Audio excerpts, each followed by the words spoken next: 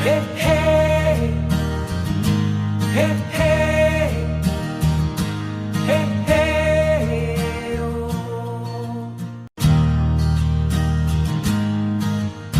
The Choose Love movement offers no-cost solutions that keep our kids safe, providing them with the skills and tools they need to flourish. Join us in our mission to create the world we want to live in, one that's connected and compassionate. Check us out at chooselovemovement.org. Together, we can choose love. Hey everyone, it is Scarlett Lewis, the founder of the Choose Love movement, and I am so excited to have Kathryn here with me from the Shine Company. She is into hope. I'm into love. So I think we're a pretty good team. Absolutely. Yes. Got it all covered. I know we do.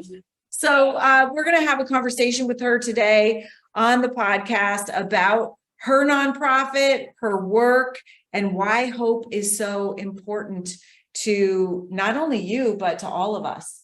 Absolutely. Super excited to talk to you. Yes.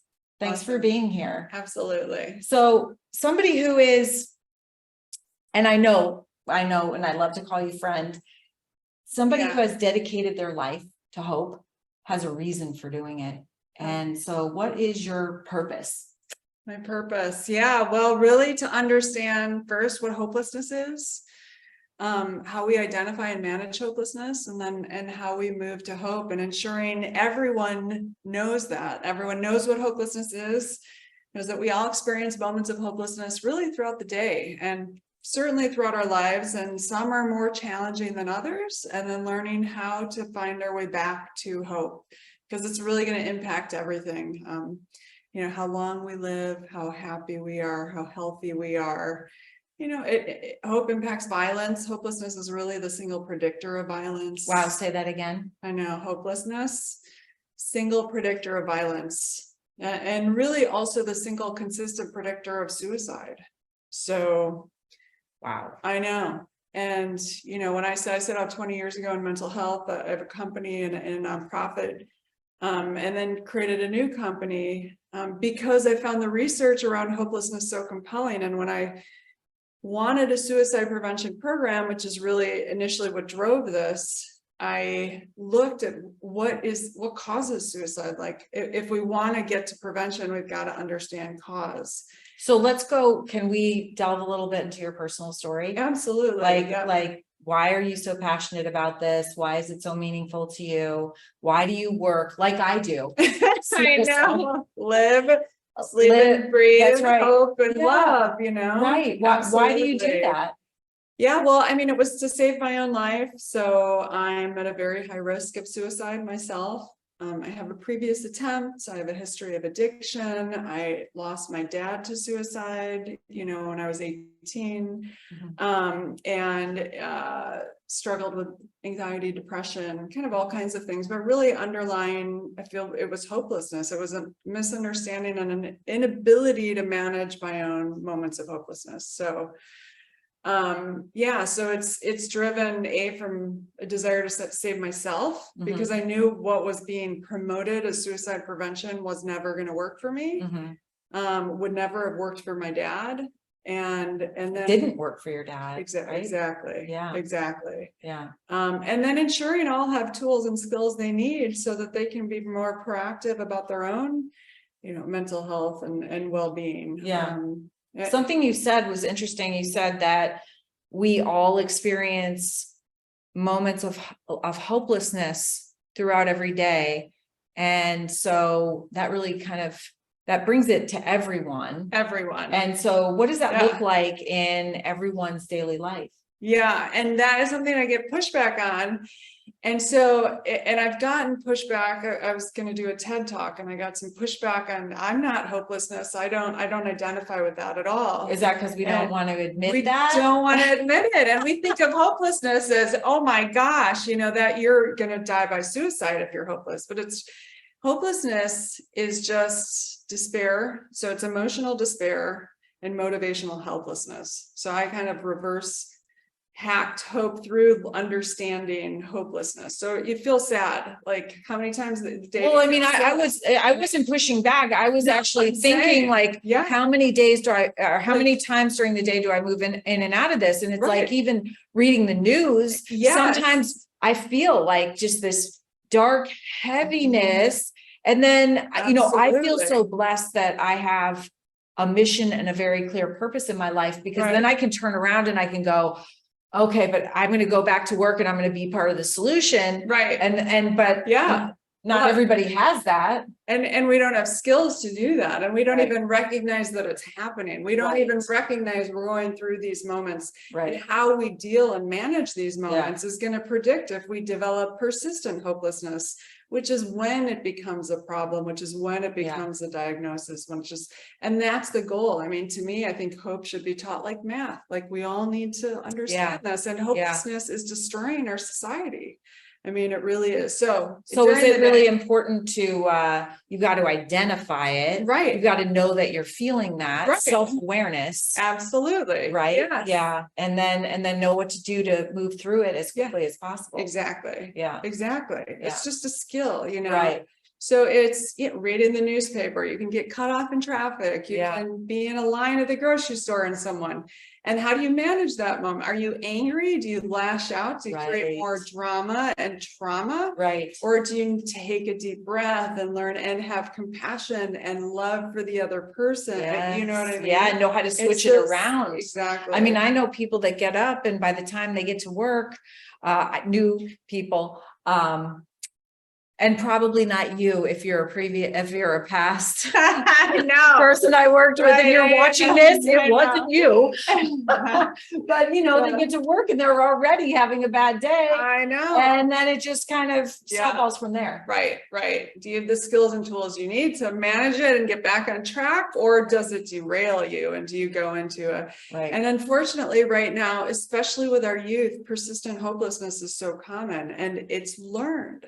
Right. So hopelessness is learned. And so once I understood, you can define hopelessness, single consistent predictor of suicide and violence and addiction. And you can learn, we know what despair and helplessness is. Well, why aren't we taught how to manage our despair and how to manage our helplessness? Because it's uncomfortable. So, right. And I don't want to look at it in myself, and I certainly don't want to think that my kids have that. Right. Or they experience it, but we all do all the time, you know, and it's just really normalizing that. And then it's being taught skills to navigate it. If we're not taught skills to navigate it, how can we expect violence, addiction, suicide to end? We can't, you know, and so we have a duty, I think, in society to ensure that all know how to do this. And I really believe mandating it in education is so important, because we know that if we teach you young, you're more, you know, likely to integrate it into, it's so much easier to learn. Yet, you know, if you're 50 and you're trying to, and you've had a history of anxiety and depression and suicidal ideations and all of this, it's just harder to rewire your brain, as you know, and yet it's possible. I mean, it's possible at any age, but when possible for everyone. Everyone. Correct. If you want to have the courage to like look at it, to open it up, look at it, and then learn skills and tools. It takes effort. Absolutely. And it's personal responsibility really that you have to have in order to learn this. So if you say, I believe, I know that we can teach people how to choose love. Yeah, absolutely. You're saying that hope is teachable, and I totally get that. What about the opposite? Like helplessness, hopelessness. Let's move that to hopelessness. Is that's what we're talking about? Is that learned? Yeah, absolutely. Okay. And so that was the other light bulb moment that went out for me when I started this work. Hopelessness is often a consequence of oppression and discrimination, racial discrimination. So yes, it's learned. I mean, if it's a consequence of something, then we learn how to. It's a normal. You know, it's normal to feel that way and to experience that. Of course it is. You know, I'm not saying it's acceptable and we don't have to make systemic changes, because we absolutely do. Yet we also have to empower individuals with skills. But once I learned it was a consequence, so that it's learned, then we have to be teaching skills, how to proactively manage it and get to hope, so that we have empowered people that are channeling their rage in healthy ways. You know, that aren't further destructing self or other people. Rage, sadness, and fear. Those are really the three things that we focus on Mhm. when you talk about emotional despair. And then how do we get from helplessness to inspired action? How do we move through that, get out of our feeling of helplessness? How do we learn to control what we can control and take action around it?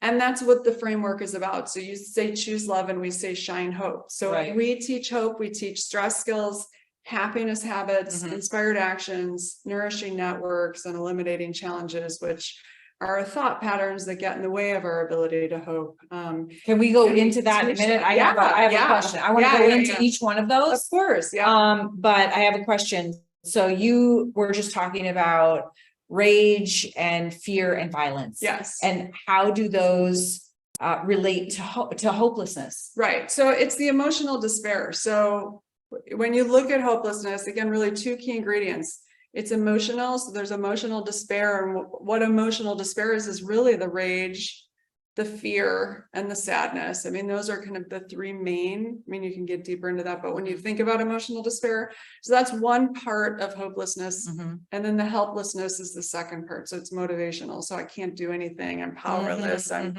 And so how do you transform that rage into power, into your It's power? so interesting because when you say helplessness, the helplessness leads to hopelessness.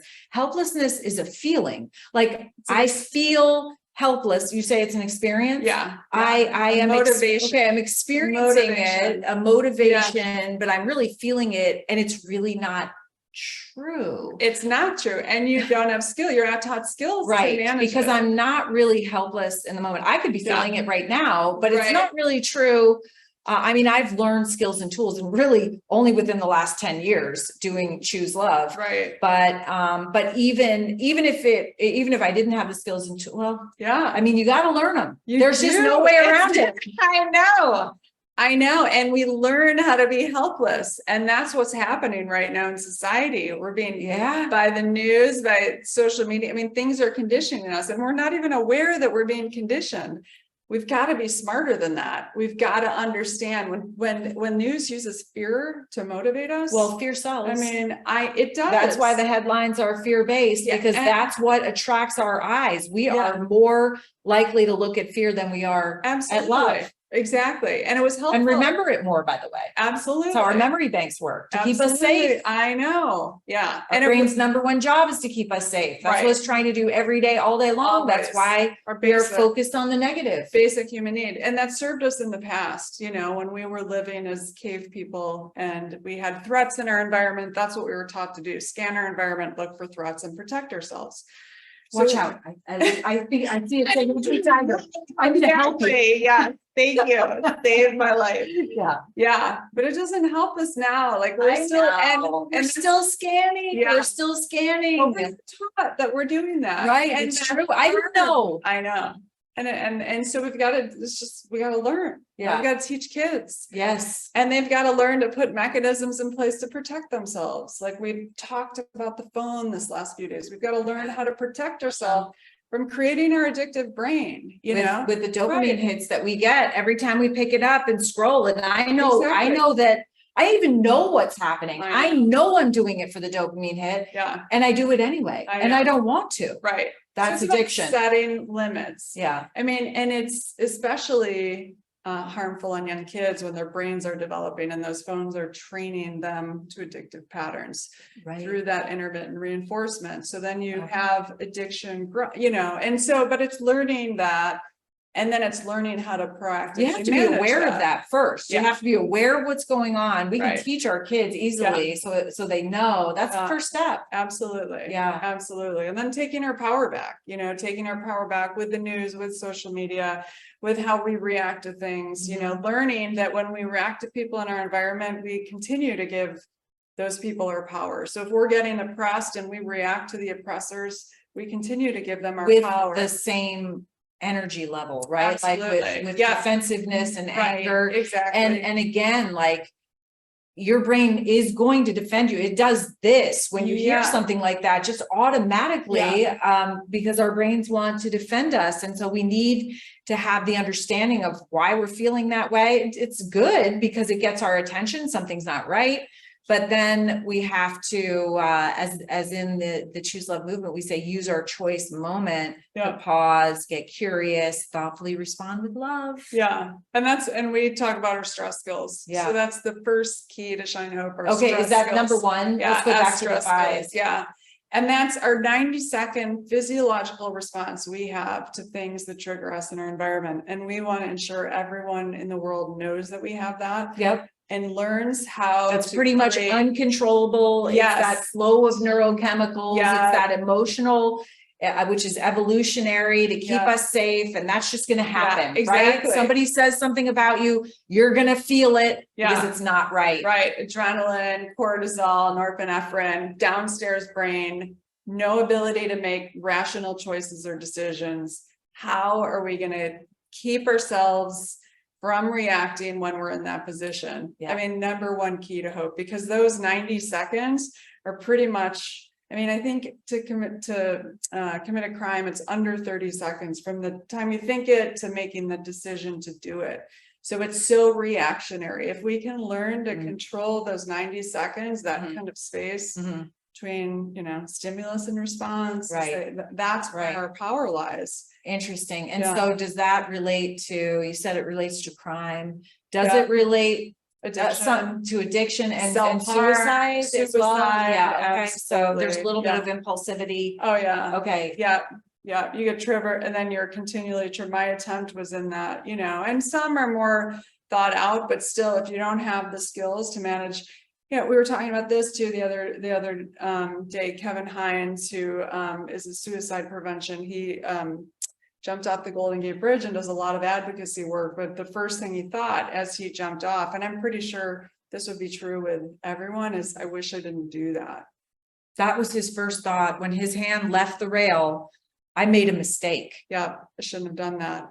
And I think that everyone that dies by suicide would say that if they were have here. a chance. Yeah, absolutely. Yeah. And really, it's about wanting your hopelessness to end. So even when we talk about suicide, it's so painful. Exactly. You want the despair to end, and you want your helplessness, that experience of powerlessness to end. And of course, if you're in your rational mind, you know that you will move through that. Well, not if you're not taught that.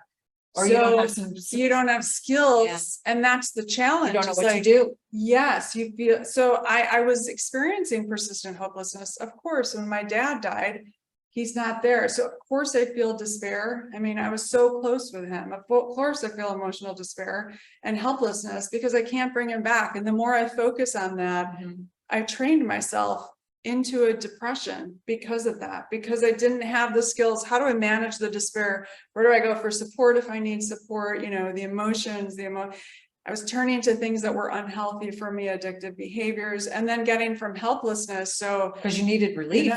Absolutely. And that's quick relief, right? Yeah. For the moment. Right.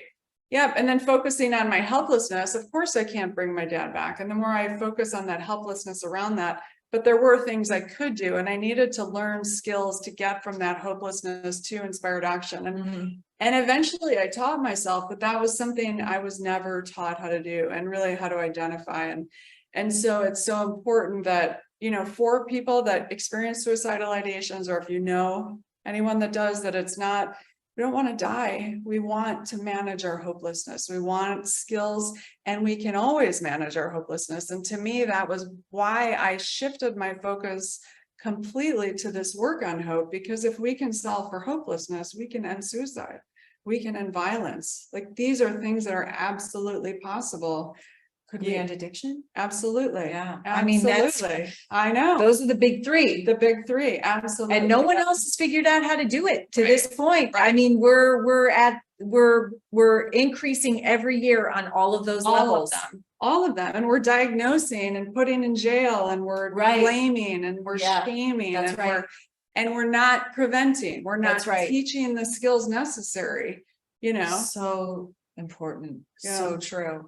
Okay, so that's the first. Stress skills for the shine. Stress skills for the shine. Yeah, so we have now the Shine Hope Company, and we do a lot of programming, but we named it that after the mnemonic that we use. So happiness habits. So how do we cultivate habits that produce those positive hormones in our body, the dopamine, in a positive way, not getting. I mean, And not just dopamine. Right, Like, right, you get- like the exactly. phone Yeah. is just dopamine. Yeah, absolutely.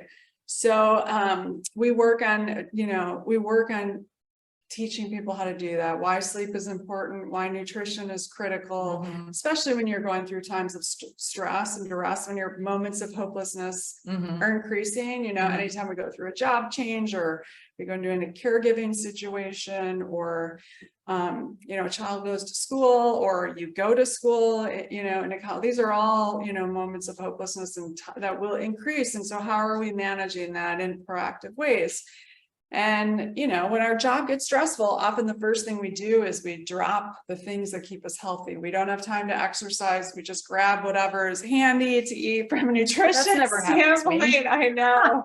Exactly. We're flying it, and then that impacts our mood state, how we feel. It's not Absolutely. counteracting those stress hormones. And if we don't get back into it, then Yeah. it just It snowballs down. does. And Yeah. so how do we stay in our upstairs brain as we teach our kids where we can problem solve and be creative? So when you're going through times of change and challenge, we want to have skills to kind of manage the stress, manage the downstairs brain, and stay in the upstairs brain so Mhm. that we can better kind of navigate those times. And our kids need to learn how to do that too. Mhm. And so that's really what the happiness habits are about, are cultivating those and not giving them up when we need them really the most. Right. Right. So learning to make That's why it's number 2. Exactly. Right? Yeah. Yeah. So, and those really are focused on the emotional component of hopelessness. So when we look at hopelessness and when we look at hope, and so I developed this hope matrix.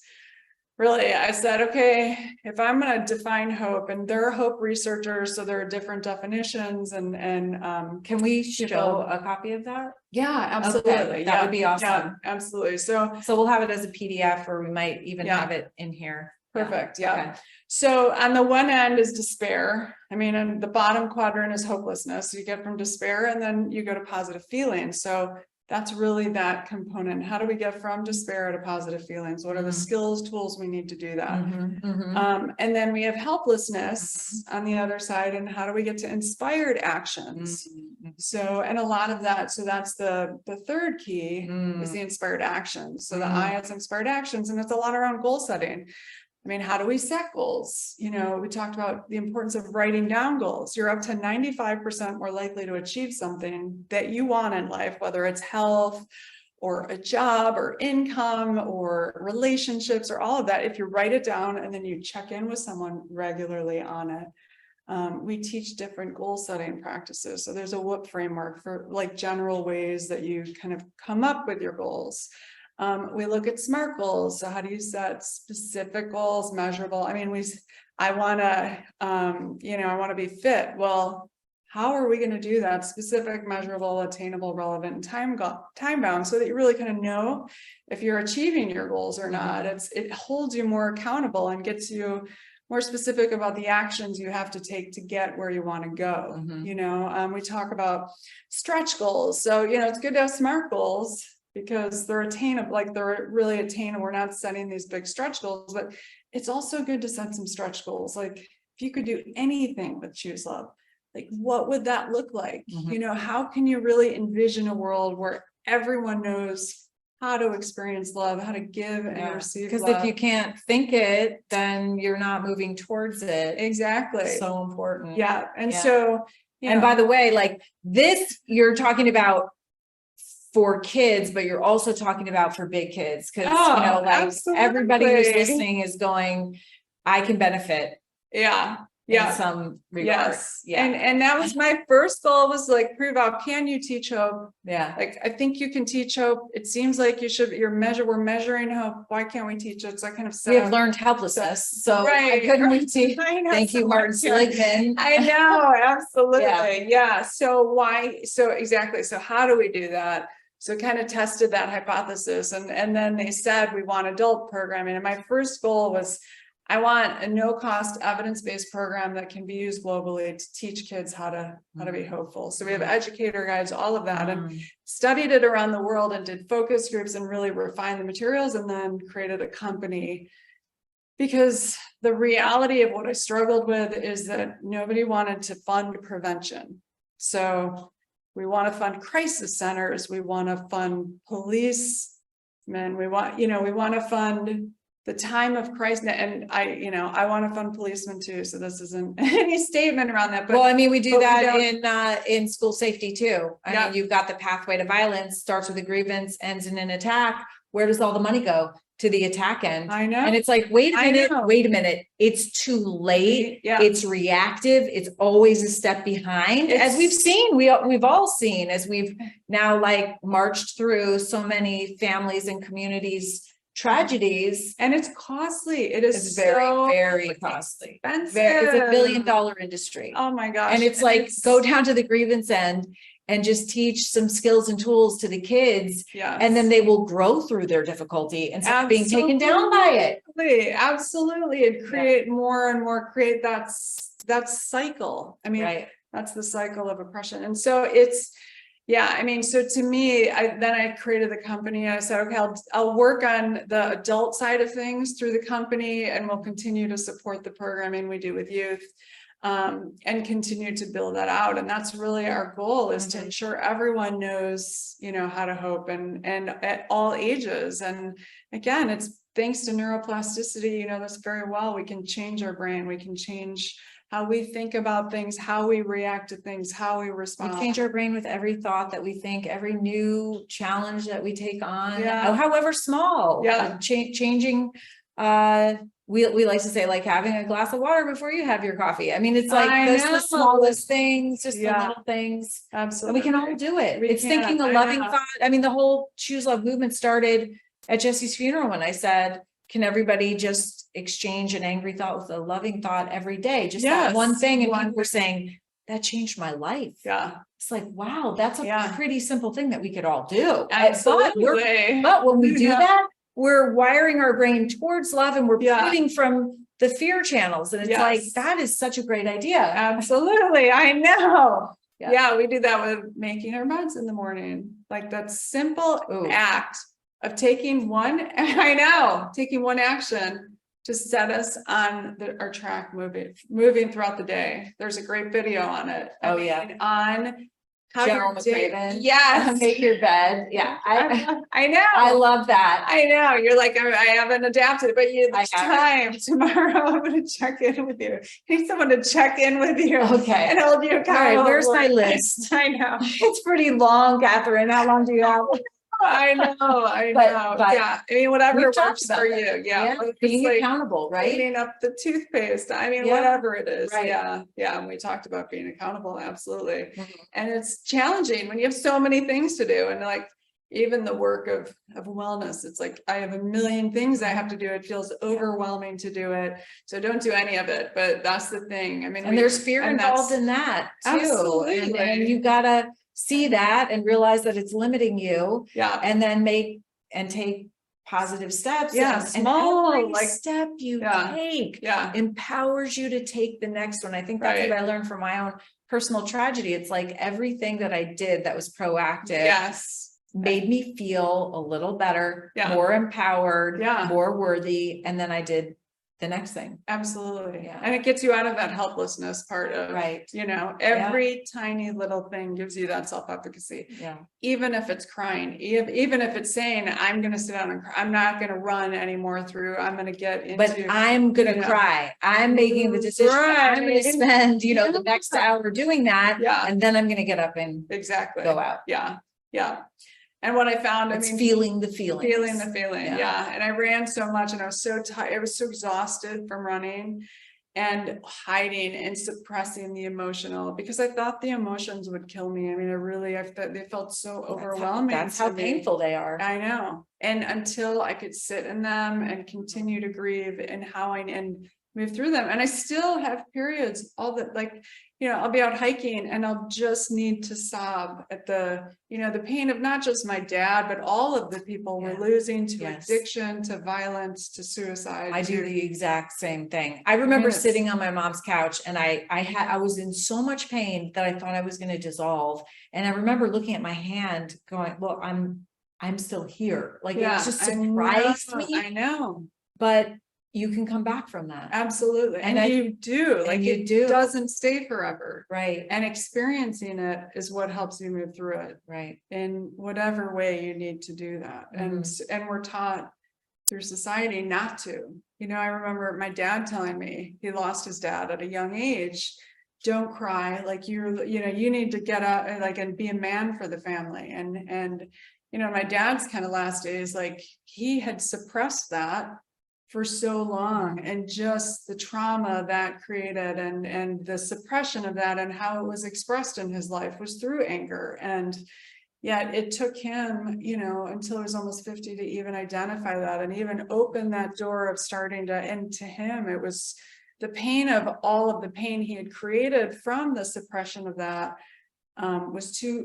felt too great for him. So, you know, his despair and his helplessness, but not understanding how to, you know, how to manage that. And again, like we can all learn how to manage that.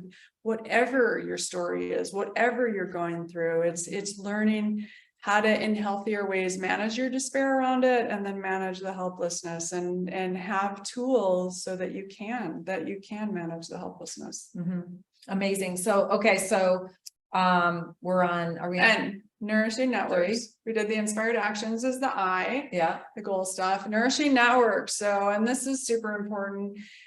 We were going to have like network, but nourishing, and it's bi-directional. So how are you nourishing to your networks, and how are your networks nourishing you? And we're often taught, and I thought this growing, like the more friends I have, the better, the more popular I am, the better. So, you know, surround myself Just with be whoever. with people, right? Yeah, And be in the right. middle of it. Exactly. Yeah. And not looking at, are these people healthy for me? Are they are they good influences on me? It's better for me to have a bunch of people around me than no people. And it's good to have people around us, and yet it's also good to be intentional about who those people are, how they're treating us, and then also how we're treating them, and what skills do we have around that. So, you know, being a loving, a kind, a compassionate, you know, giving recognition, praise, gratitude, like these are all kind of things that we teach. So in the end around nourishing networks. And so, and we're not taught that, you know, and so, and that's, I mean, a lot of what your programming does too. And it's so, but that's the end of the SHINE framework. And then when you look at, you're up to 95% more likely to achieve something in your life if you write it down, and then you check in with someone. That's a person, you know, and that's why It's important. it's so important. Yeah. And if you don't have anyone around, that you learn skills to create a network. We're not taught like how do I'm an introvert. How can I make friends as an introvert? Like you know, it can feel overwhelming. I can be hopeless about creating a network. Well, I mean, making friends, how to even have a healthy relationship. We have to be taught that. We're not born with the skills and tools, and then we see it modeled for us, but not always in the best way. And I hold my hand up, you know, but I didn't have the skills and tools to have a healthy relationship. I didn't model that for my kids. And we're not taught, you know, and we're not taught it. And so we learn what we witness. And so until we unlearn it, that's right, and learn different things. And so, and yet we know relationships are so important. So why are we not teaching? They're the number one most important thing to happiness. Absolutely. So absolutely. Yeah. And hope, like Dr. Belfer will say, every child needs at least one person in their life, one trusting adult. And, you know, when we do programming in schools,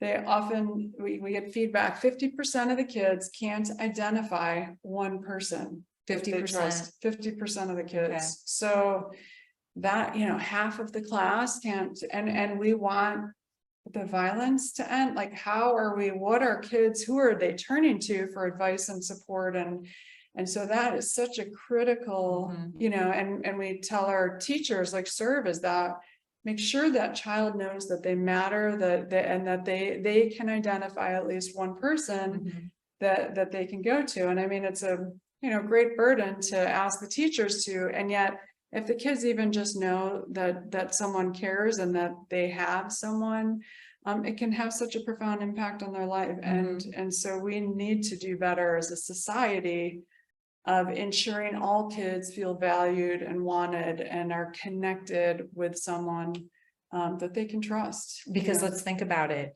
If kids are connected, if they do have a deep sense of belonging, if they can give and receive love, Yeah. if they can move through helplessness to having hope, Yeah. then they are not going to want to harm themselves Yeah. or do harmful things to themselves or other people. I know. So I mean, it seems it's pretty like, logical. yeah, right. Exactly. I mean, it's, and they have to learn these. It has to be So- learned. Yeah, we're not So- born with this. And actually, Yeah. we're born and then we actually, trained. we have needs, and if they're not met, and then if we have pain and trauma that we don't know how to process, Yeah. then we spend the rest of our lives right there trying to meet those needs, and we act out the trauma. Absolutely. And it's like, well, I mean, you look at Yeah. other people and you think, well, I think so. We're at this point in our society where I think when Sandy Hook happened, and I used to do this, you look at the headlines and you go, oh God, a school shooting, Columbine, but that's never going to happen to me in Sandy never. Hook, I know. Connecticut. I mean, Right. I that's not know. going to happen. So Yeah. it kind of stymies your want and desire and motivation to do something about it. Absolutely. But now, Yeah. even if you don't know somebody that's been impacted by violence, you know somebody that's been impacted by substance abuse, somebody that is helpless, perhaps, and hopeless. Anxiety, depression. I mean, so the statistic now, Mentally ill. Yeah. Somebody with, but right? here's the- if you Sure. know a teen girl, 57% of our teen girls are experiencing persistent hopelessness in the US. 57% of our teen girls, Most. a report by the CDC. So if you know a teen girl, it's most likely that so, and which is why I'm so passionate and about getting it mandated in schools, because we are teaching our children to be hopeless.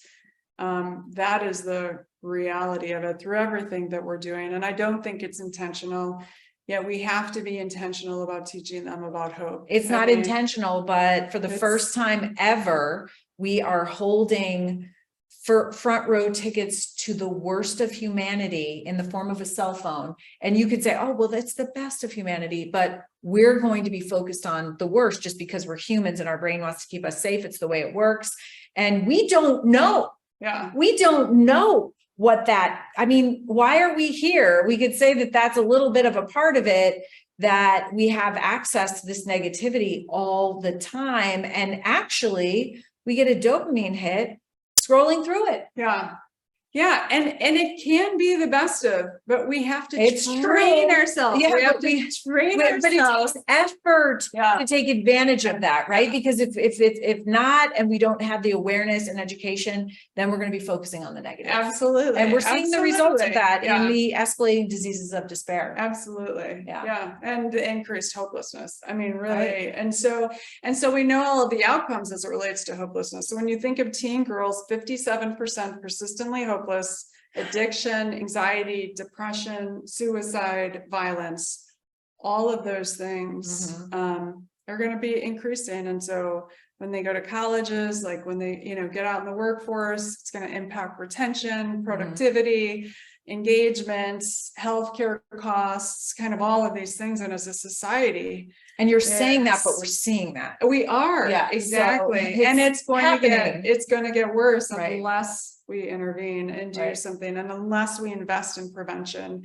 And we know the return on investment of prevention is so much greater than intervening in a time of crisis. I mean, it's been proven, and it actually was proven out in the 80s in the workplace intervention. There was a study in the late 80s, and I thought, my dad was in finance, and he return on investment, and I was the kind of social, I was the young, like passionate, I want to do good in the world, and understood the importance of return on investment to people that are spending money. And we have this proven out So what does that look like in the workplace? clearly. What does it look like? What did And that study show? An intervention provides a 4-to-1 return on investment. So if An you intervention. so if you give therapy, so, To your so, employee, yeah, you get a you return get a 4 to return on 1. investment. Yeah, exactly. The So World if you Bank are in proactive 2015 and preventative, there's a Yeah. 4 to 1 return. Right. Well, and that's a proactive and intervention. When you think about prevention, so I go into the workplace now and I talk about, we've got to That's an identify. intervention. Yeah. We're talking about even Prevention. before that. Yes. Right. So they've shown with kids, it's like 23 to 1 return, 27 to 1 return on investment. So like your programming, our programming, when we go into schools, if we can prevent, the violence, the addiction, like all of those things that, we impact graduation rates, we impact schools, like kids staying in school, we impact, their ability to get work, we impact Their health and wellness. I know. I mean, Their ability to raise healthy, positive kids that are well adjusted. Right. And then this is a generational thing. Absolutely. Just So like yeah, having those unmet needs and the trauma, that's generational too. absolutely. And I don't know any other way to break that generational cycle of despair Yeah, other than teaching these essential life skills. absolutely. Yeah. I completely agree. Yeah. Yeah. And to me, it's, we focus very much on the youth and empowering the youth. And you've got to address families too. And we have parents guides and skills, but, there's so much for kids that they can't control in their environment, and learning for them how to manage that in a way that's healthy for them, so they don't have to continue that cycle. It's just really important. That's a really good point. So, all right, we're to E. Yeah. The E. So the E is eliminating challenges around hope. Wait, can we go over the 5 again? Shine. Yeah. Shine. Stress skills, happiness habits, inspired actions, nourishing networks, and eliminating challenges. Yeah. This is like everything you could ever want. I mean, really, it was hard for me to come, like, how can I create a mnemonic around it? So yeah, it's not exactly like the stop, drop, and roll I was hoping for, but it's good. It's good because you've got everything under that. Everything. I know.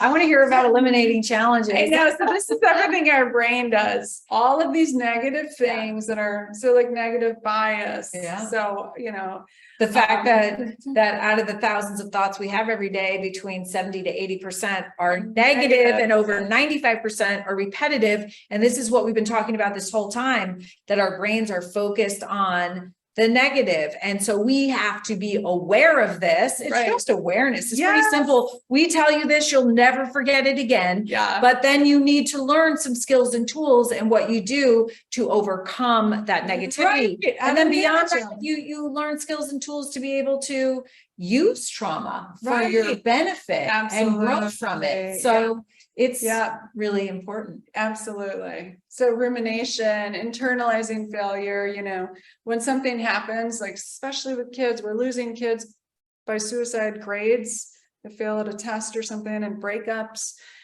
So what happens is we internalize that failure and we think, I'm a failure. I'm never going to do anything right. I'm horrible at relationships. My life is over because I failed. You identify with those failures. I think that's who you are. Yeah. And it's, as opposed to something in this process failed.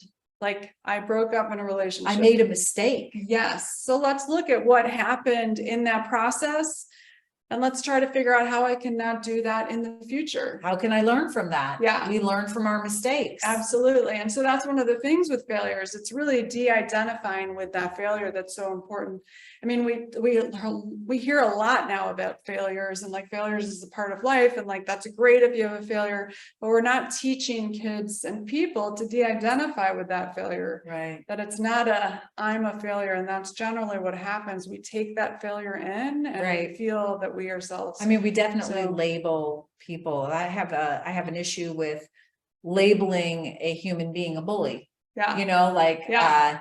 Nobody is a bully. They have bullying behavior. Yeah. And that comes from how they're feeling Yeah. and what they're thinking. And how they've been treated. And they Yeah. most likely learned Learned that it. behavior. And so let's go Absolutely. back a little bit and figure out how we can unlearn it Yeah, and learn something better. Yeah, A better way exactly. to deal with stress. exactly. And are we teaching them this in schools? Like, are we giving them the Yeah. opportunity?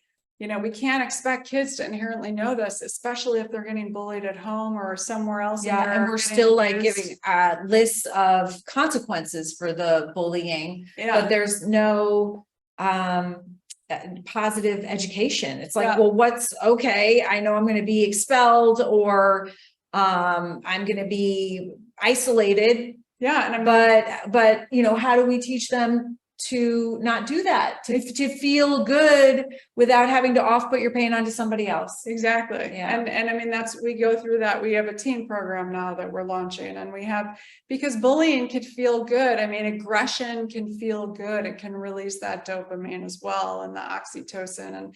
And so, like, how do we get those Wait, can aggression yeah, release Release- oxytocin? well, it's dopamine and it's Dopamine. yeah, you're right. It's not oxytocin. It's serotonin, I think. It's- One of the other hormones. Yeah. Yeah, but it's feel good. yeah. It's And it's empowering. It's I out feel of the yeah. despair. It's action. adrenaline. Yeah. Yeah. It's Yeah. so that is getting your hit, I say, of dope, Right. DOPE, dopamine. It is Yeah. definitely getting a feel good yeah, hit. right. And And it feels better when you're in despair. Doesn't feel good later. But we're not teaching kids this. And until we teach the kids this, I believe we're responsible for everything that's happening to them. I really believe that. I mean, kids are making, yes, kids are making decisions that actually are, they think they feel better, but they don't understand the biology of Yeah. it. And until they understand the biology of, they're not bad people for doing this. They're not, they're kids. they're making kids. We're responsible absolutely for the kids. Yeah. We're responsible. And Right. and what, you know, I remember we were just talking about this before, the 6-year-old that went into the school in Virginia and shot his teacher in the chest. They arrested him in handcuffs as a 6-year-old and were considering charges. That's what the paper, and I was like, okay, this is going to be the time when everybody realizes how ridiculous it is to blame the kids, that it is our 6 years old. fault. I know. You know, like, I know. come on, people. All we I have to do is teach that. Obviously, that kid, it doesn't take a rocket scientist to know he's in a tremendous amount of pain. Tremendous. I mean, how did he learn to want to do all the things that he said that he wanted to do to the teacher? Yeah. That's not natural in a 6-year-old. No. And so we gotta hold people accountable, responsible, and we have to teach our kids. And we how gotta hold to ourselves manage. accountable. That's All exactly of right. us. I All say, of us. I love I hearing know. you say, I because not know. many people say I that. know.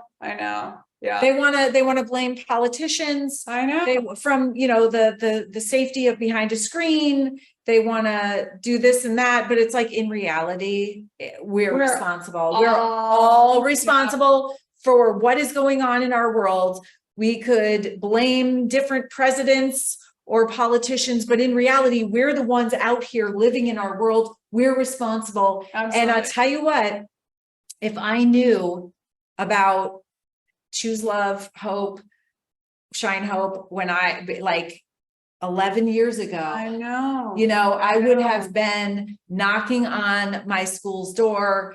I would have been bringing it in the home, teaching myself, I know. because I didn't know these things. I know. And I would have been part of the solution a lot sooner. So anybody that's out there listening, I mean, there are things that you can do Yeah. to move through. I mean, this is Yeah. the positive action is Yeah. like one of the most important things, and actually letting your kids see you take positive action. Yeah. Even if they're doing fine, you Yeah. think they're going to appreciate, Yeah. and even if they say they don't, they will at some point appreciate you showing that you actually are present, you care, and you want to do something for them. And that would be calling on behalf of, your child to make sure that this is in schools. I mean, I literally thought when I came upon these types of programs, I thought, well, all schools are obviously all schools are teaching this. And it turned out that less than 10% were, this was like 6 or 7 years ago.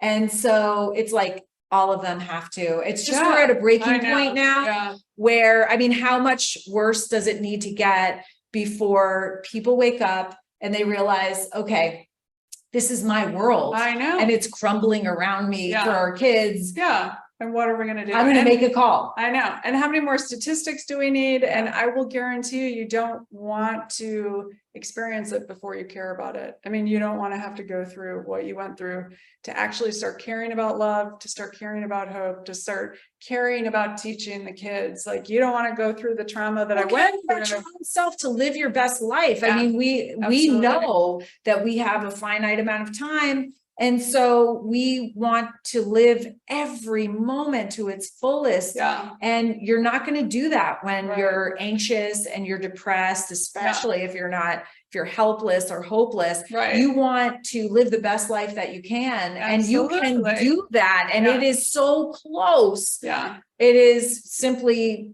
downloading some lessons. It's like listening to this podcast. You have this awareness now. So you're like halfway there. And then it's the action. It's the follow through. Absolutely. It takes responsibility. It takes effort. It takes making the decision to say, yes, this is something that I want, and I'm going to go get it. And then it's just the download and it's doing it. But you know what? The great thing is, and my favorite thing about doing what we do is that the effort feels good. I know. And you get immediate benefit. It's not like, honestly, it's not like going on a diet and not, having to eat something that you really kind of don't want to eat, or say it's not restrictive at all. It's expensive. Like opening up a whole different world, and it's a better world that you never even knew existed for some people.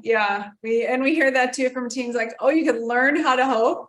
Like, oh, I don't have to experience this hopelessness oh, I can do something about it. I can do something about this tremendous despair and helplessness that I feel.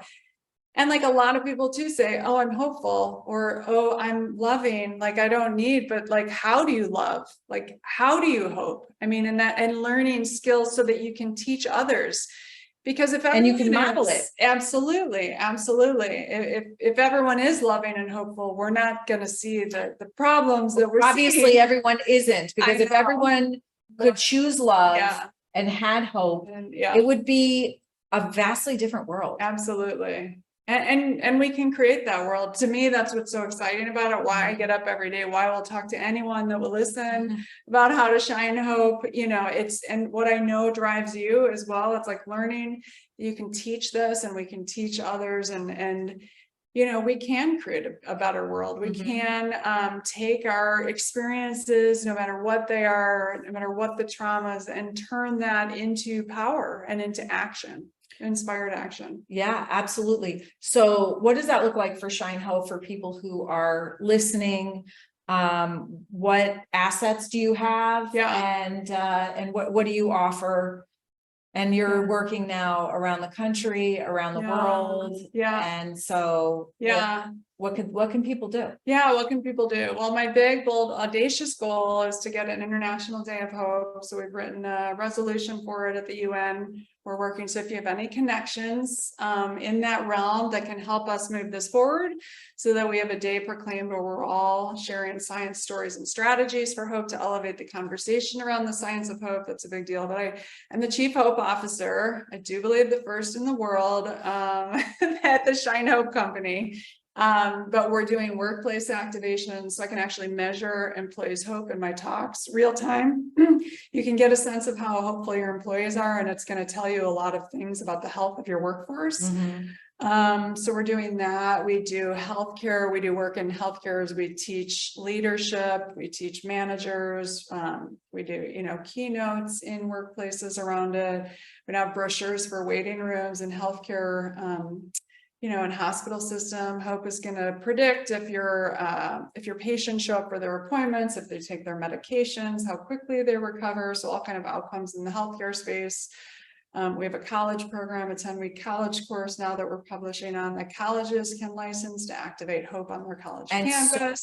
so many colleges and Oh. leaders have told me that the freshmen come in and they're completely unprepared. Oh, yeah, and they're Yeah. losing students at Right. kind of unprecedented rates. They're not engaged in school. They've got anxiety and depression at high levels. So they're smart academically. Yeah. They get into college, Yeah. they arrive, but Right. then socially and emotionally, they're Yeah. lacking. Yeah, so the goal of we want all kids, all freshmen college to really understand how to have a hopeful mindset when they get on campus and what resources are available for them. So Mhm. before they need them, before they're in crisis, they're pre-equipped and pre-armed with the tools and skills they need, and also what resources are there to support them on campus so they feel, a belonging. I mean, I went to, I think, 8 undergraduate colleges. I was a freshman, I left as a sophomore, and I bounced around from colleges and a part of that was experiencing hopelessness over my day. And I didn't go back to school feeling, I was lost and, I wasn't embraced and supported. I didn't know where to, so it would have been so helpful for me to know that. And I loved my school and I loved the people. I mean, I'm still in touch even for a year and a half with the people I went to school with, and they were welcoming, but there was a deep sense of despair within myself. And I just on campus, from an adult standpoint, I didn't have that. Mhm. So, really ensuring that kids go to campus, they have skills from experts and then recent graduates, and then also on the campus know what resources are available. So when they go to school, if they, experience a housing issue or financial aid issue or some kind of violence, or they need counseling, experience a loss, like what resources are available on the campus to support them. So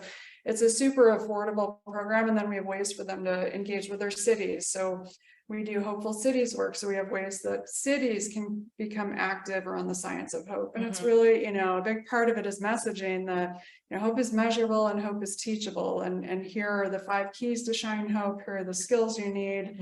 And resources are available for them. And then we have the whole nonprofit arm where we have programming for youth. So we have K-6 programs, a parent's guide. We have a teen program we're about to launch. You have a great book. Oh yeah, thank you. I have a book. I have my podcast that eventually I'll get back to redoing, to doing more, where I bring people on to share their struggles and what they went through and how they maintained a hopeful mindset and the Vicarious post-traumatic growth, learning from them, growing through how they did it. Putting those skills and tools into your own life. Absolutely. Really And then sharing them with others. And we learn by learning from others that have gone and through stories. similar. Yeah, we have absolutely. for the millennia. Yep. Yeah. So lots of resources. So no excuses for not knowing how to hope. I just spoke for a no excuses university. I love that. Oh my gosh. Yeah. Dr. Wayne Dwyer has a book, Excuses Be Gone. That's right. That's right. I was like, oh yeah. What does my life look like with no excuses? Ever, not, He's amazing. He was my mentor, and he actually wrote my introduction to nurturing healing love. Yeah. So, do you have some final things that you'd like to tell people so that they can take away what summarize our talk and what people can actually take away today from hope, and then give them some action-oriented steps?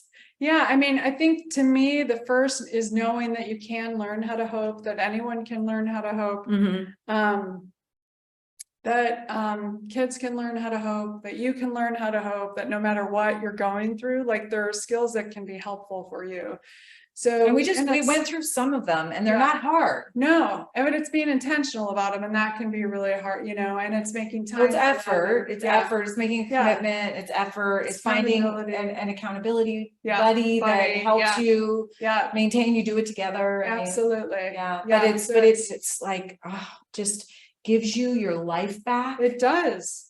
And gives you something to work on as you're going through, and skills and that you can measure hope. So there's a hope scale. If you go to our website, it's 8 questions. It's not some long, and you can anybody go do that? Can go, okay. The Shine Hope Company is the website. Okay. You can go and measure your hope. And then I have a 90-minute kind of overview course on the what, why, and the how of hope. And I would really like for, it's $25, so it's not like a big investment. Yeah. And just to really start to get an understanding.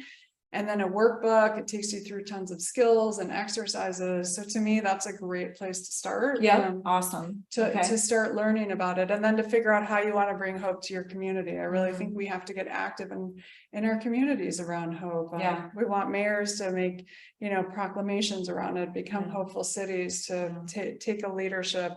But I think it's all like by starting to talk about it and really to normalize hopelessness. I mean, everyone experiences hopelessness. You can tell me about your day and I can tell you how hopelessness. So it's not, it's not them and I'm hopeful, and it's not, we experience the moments, we don't stay there. So we have a hopeful mindset, and that's amazing. But And that's normal. Yeah. We go up and down like this all day, and that's normal and healthy. And resilience is when you come to the bottom. It's not that you don't get to the bottom. It's like you come to the bottom and then you come back up. Right. Exactly. Yeah. And then, healthier ways of managing it. So, we're launching our teen program. I'm super excited about that. It's a teen to teen teaching. So we workshopped with a number of teens over a period of time. We took them through the ideas on the programming, and they were like, yes or no, like absolutely not. Yeah. Like we learned some trigger words. So if you're working with teens, know their trigger words, because they will immediately shut you off, go into their downstairs brain and not listen to you, And so that's our model for teens. How can they teach each other about hope? How can they learn from each other? How can they support each other around hope? And so I'm super excited to get that out. Amazing. Yeah. Well, you'll be a guest again. I And you'll be a guest on the Hope Matrix podcast. Awesome. Yeah. I just want to say, for people that aren't watching this, Kathryn is in a gorgeous sunflower dress. That's their logo, is a flower, and the international symbol for hope is the sunflower. We plant gardens around the world. We do murals when we activate cities around hope. Beautiful. So nice. Well, you know what? I do a lot of podcasts, but I'm never usually in the same room, and I can't give my guests a hug. Yes. So I'm going to give you a hug. Thank you so much. Thank you. I love you so much. I love you too. Taught me so much. And you, me. Amazing. Yeah. Yeah. Thank you. I mean, we're covering hope and love. That's pretty good. I know.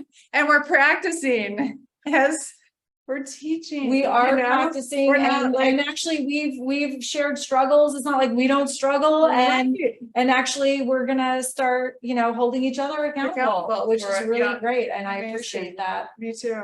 Absolutely. Yeah. So thank you so much for joining us, listening to Kathryn about the Shine Hope Company. Please go visit their website and take the course and learn about hope and promote it. Promote love and hope. It is so important. And I don't know anything that's more important right now. Where we are can change, and it can change within you first. And then that ripples out to other people. So thank you so much for choosing love and choosing hope. Shining hope. And shining hope. And choosing love and shining hope. And do both. Right? I mean, we need to learn how to do both. That's right. I mean, need to learn how to get out there and teach people how to choose love as well. I mean, it's so important. Yeah. And I'm sure that your listeners have heard your story, but I mean, again, every time we hear you speak, it's really, Scarlett won an award at the, what was the Charter for Compassion? Yeah. Last night and in Chicago. every night here at your house now. Right. Thank you for letting me stay. Oh, absolutely. And every time I hear Scarlett speak, I learn something new. I'm inspired in a new way. I'm more committed to the work and the action around it. And so, be sure to activate love in your communities as well. I mean, we need it now more than ever. Absolutely. Yeah. Thank you so much. Thank you for choosing love and shining hope. Hey, oh. It's all part of us. We can all choose love. It'll lift you up if you let it in. Let